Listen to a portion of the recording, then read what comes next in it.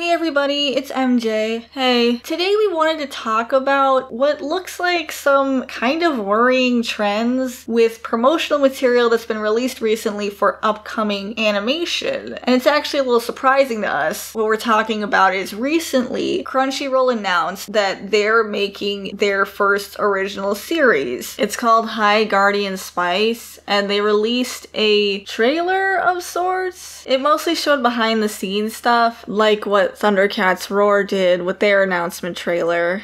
Crunchyroll disabled the comments section and the like-dislike bar on the video the day it premiered, basically, which is pretty crazy. So it shows that this trailer didn't go over so well. Yeah, it wasn't well received. But I think this trailer ended up taking it a step farther than any of the other promotional material we've seen. It literally opens within the first few seconds, them saying that no other studio could have produced something with so much heart. This show has a lot of heart that I don't think would have come through from any other studio.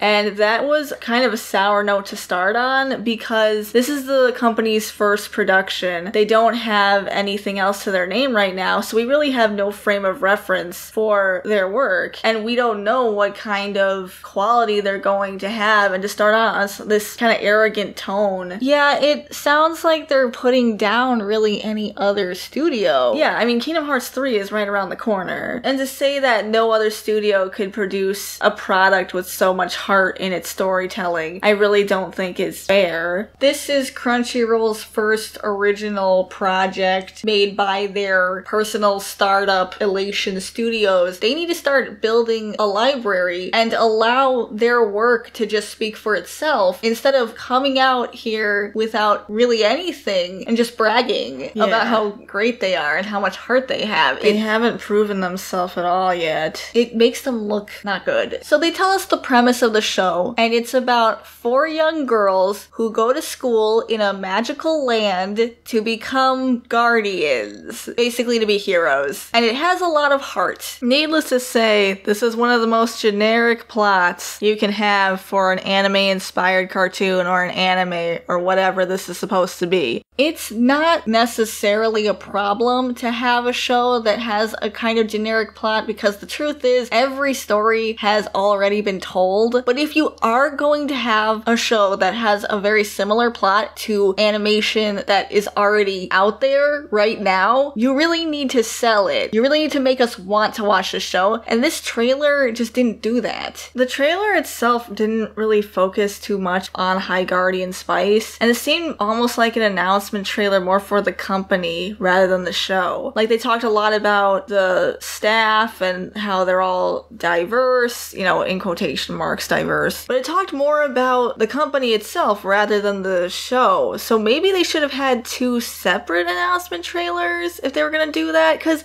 I looked and they only talk about High Guardian Spice for like 20-25 seconds out of a 1:30 trailer, and that was really strange to me. They maybe could have had this announcement trailer like for the studio saying that Crunchyroll's making its own anime and they have their own studio to do that, and then had another trailer where they talked about High Guardian Spice and they talked about each of the characters, why they're all going to school. Yeah, like the characters weren't even named in the trailer itself. Yeah, what are their hopes and dreams? Why should we care about them? From what we did see of the concept art that was being shown in the background of this trailer, I did like the backgrounds, the city that we saw and the cave. It had a nice aesthetic. I mean, most of them weren't finished, but the sketches were nice. It did have this feel of being kind of a magical place. We don't really know what kind of magic this world has. Like, is it hard magic? Is it dealing with mythological aspects? Is it more of a soft magic system? Or is it like Harry Potter? We don't really know anything about the show. But I did like the look of what we did see of this world. The character designs definitely look more Western inspired, like this modern animation style we've seen of the kind of round, squishy. Yeah, it had a very Cal Arts feel to it. It didn't really feel like anime. They are on the cuter side though, but I do still kind of like the background designs better. This concept art might be in the earlier stages, but they could have talked it up and said, this is a really interesting magical world that you're gonna be excited to discover and explore, and we have these characters explain their personality maybe, you know, just so we can get to know these characters, because that's what most people are here for. Even though when RWBY came out in 2013, the premise was kind of generic, the trailers were very fun and very interesting, and they let the characters kind of speak for themselves, especially since the first two trailers didn't even have any dialogue, but they showed off what the characters can do, and we were able to kind of get a feeling for their personalities and who they were and where they were coming from. Like in Weiss's trailer, how she was fighting the knights, but she was also giving a concert, and it was simultaneously showing the position she was in, but also what she was working towards. And also the color schemes, like how Weiss's felt very cold with the black and the white look. That's true. And then Ruby's trailer being set in a forest that had like the very strong black, white, and then the red color schemes, but the whole trailer was just her alone in the woods fighting monsters. And even though we didn't really get a lot of the show, like the school, it didn't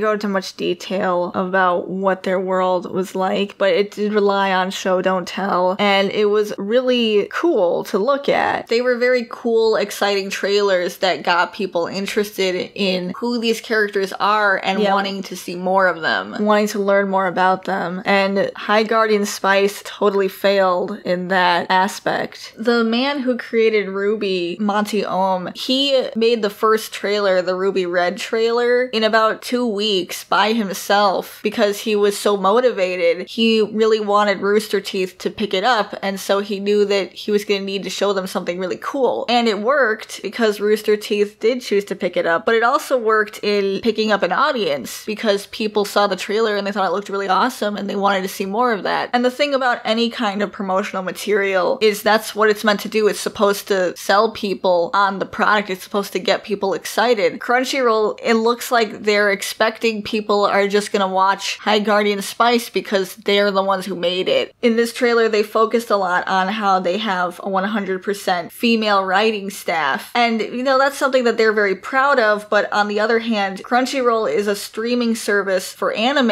and Clamp is also 100% female. In fact, many Japanese mangaka are also female. So there's already a pretty big female representation in anime. I mean, it's okay to have more of that in the West, but it's not really something that I feel they should focus on more than the actual show and the characters. They say in this trailer that they purposely hired people this way because they wanted to give voices to people who haven't always had a voice. And while that's a noble cause, it also kind of makes it sound like they were just trying to fill a quota. Like they prioritized their agenda over the show itself, which is disappointing because we really don't know what to expect from High Guardian Spice. Maybe despite its generic plot, it'll actually turn out to be something special, but they really didn't give us anything to go off of. And that's totally the opposite of what promotional material is supposed to do. They ended the trailer once again bragging that you're never going to see stories like this anywhere else.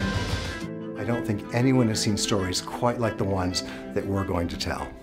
But because they didn't focus on the actual story and what they did give us was very generic and things that we have seen before. Many times before. The only thing that we can really say is different about this one is that the entire writing staff is women, which isn't actually different because we have Clamp. So they didn't give us anything to go off of based on this claim. The other unfortunate thing is that they keep talking about how this has a lot of heart, and I think that's actually kind of drawing into a lot of stereotypes because the stereotypical ideas that women are more in tune with their feelings, they have more heart, and men are more brutish and they care more about action and those sorts of things. And I just feel like it's very unfortunate that they're not necessarily coming off like they're really breaking stereotypes. Yeah, it was interesting that they kept hammering in that they feel like this show has a lot of heart, specifically. I mean, maybe if they actually showed some kind of examples of what they plan on doing with the show, it would be a little more understandable, but I hope that they're not just passing over male writers just because they want to have an all-female writing staff. Yeah, because your gender has nothing to do with talent or skill. Exactly. And it's not fair to discriminate against anybody. Yeah, it's not fair to pass over female writers or male writers or anything. Your gender has nothing to do with whether or not it's good quality. I just hope they're not sending a negative message. Yeah. What kind of show is this exactly? Is it an action show? Is it a drama? Because when you say fantasy, that could still break into many different things. Is it just them going to school and fighting monsters? Are they even fighting monsters? Yeah, they didn't actually explain what a guardian was. And I'm not saying that just because Clamp exists that there can't be other all-female writing teams. I'm just saying that that shouldn't be the selling point of the show. And considering the fact that Crunchyroll is an anime streaming service, I feel like they could have used this money in collaboration with a Japanese studio instead of creating their own studio full of all Western creators, kind of like how Netflix has been working with Japanese studios and Japanese creators to make things like Neo Yokio and Devilman Crybaby. They could have done something in a similar vein. Or they could have used this money to revamp their websites, like they're still using Flash, which isn't even going to be around for much longer. Yeah, they really have to revamp the website if they're gonna stick around even. Yeah, they don't really have a choice. Do they want their own original content streaming on this kind of service even? I don't know. Even as far as Western cartoons that are clearly in the vein of anime, like Teen Titans, the original Teen Titans, or Avatar: The Last Airbender, this doesn't really have the same feeling. It feels more like a more traditional Western. It follows a lot of typical trends that we've been seeing in the animation and the character designs. Maybe they could have like reached out to Clamp and had them design the characters the way Clamp did for Code Geass. That would have been really interesting. I think that this High Guardian Spice trailer suffered from all of the worst tropes that we've seen very recently with these announcement trailers. It's interesting that in the past several months, we've had trailers released for upcoming shows from several different companies that have all gotten very extreme reactions. And I think a lot of them have a lot in common. If you look at, for example, the Thundercats Roar announcement trailer, which we talked about on this channel, a lot of that trailer was also people sitting and talking to the camera, which isn't necessarily a bad thing, but they did more to kind of describe what they wanted to do instead of showing what they wanted to do. Like, they talked about how the show was gonna be really funny and really action-packed, but we didn't really see a lot of action. And a lot of the trailer was the producer talking about how he personally grew up with Thundercats and his brothers were fans of Thundercats, and this is the kind of Thundercats show he would want to make. But we didn't really get to see, for example, a lot of the characters. We did get to see Lion-O, a little bit of him, which is more than they did for High Guardian Spice, honestly. But it would have been nice if instead of him being in this kind of blank room, he could have maybe been on Third Earth, and maybe it could have been him interacting with this environment and the other characters, because this is all new to them. And I think that could have been really interesting, and it also could have been funny. The other thing with Thundercats Roar is they had such a drastic art style change compared to what Thundercats has been for the past 30 years. And anytime you're gonna have a big change like that, you really need to sell it, because you have to convince the audience that this is something they can be on board with, because they have this idea in their mind of what Thundercats is, and then if you present it in a very different way, they're gonna have questions. So it's not that they couldn't go in this direction, it's just that they really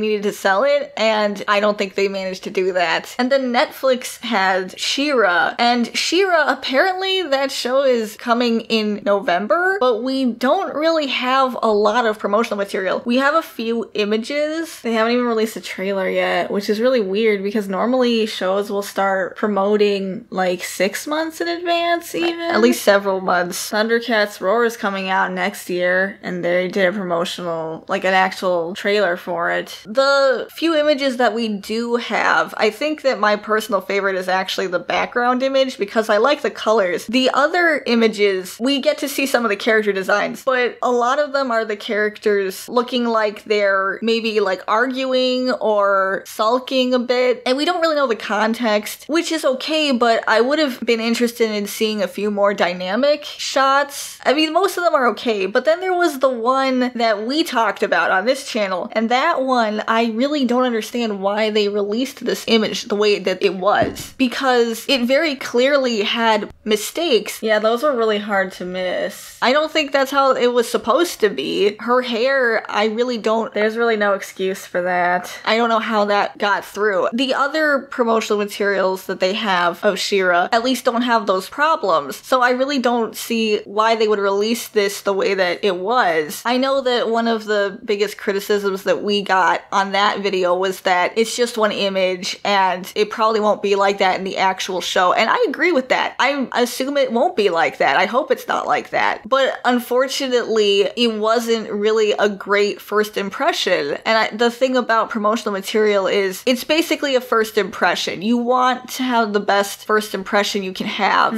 You want to get people really interested and excited. And if you present something that's very clearly a mistake, it kind of makes your show look like it might end up being riddled with these kinds of mistakes too. Exactly. It's unfortunate to see this sort of thing from a lot of companies that I think should have better quality control. I think that they have the ability, they probably have the money and the funds to have some quality control, and we're not really seeing that. A lot of the time when this happens and there is a lot of fan outrage, we're not saying that there wouldn't be any kind of fan backlash if these trailers were cleaned up, but I really do believe that it would be better. I think that it wouldn't be so extreme.